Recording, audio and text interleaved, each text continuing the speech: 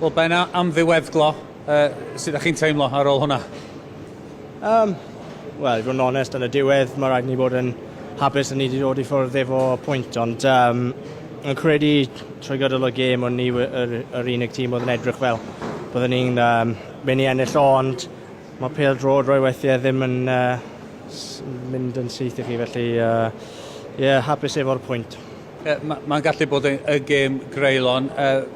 Siw bod Joe Allen yn meddwl bod o wedi colli'r gêm drosta chi. Oeddech chi'n teimlo fel tîm unwaith byddwch chi wedi dod yn gyfartal, bod chi wedi gwneud o drosto fo? Wrth gwrs, yn credu hwnna yw un peth sy'n mewn i'r tîm.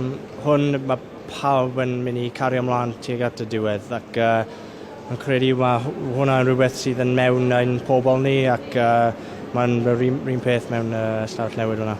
Da chi wedi cael sgwrs gyda'r rheol ar ôl y gêm, be oedd ei neges o? Y neges oedd i cario ymlaen. Yn credu os ydych chi'n edrych ar y gêm i dod i Gogledd Macedonia, gael siwr o fod tua 70% o possession. Mae fe'n lle anodd i ddod, ond ar y degau ni wedi gwneud yn eitha hawdd. Yr unig beth falle o'n i'n colli oedd mwy o siawnsys ar y gôl, ond ni'n gallu gweithio ar hwnna, ac mae lot o positives i cymryd o'r gêm na. Yn sicr, y ffordd orffennodd y gêm, momentum, ynddo? Falle bod chi'n meddwl bod chi wedi colli, a nath chi ddim colli.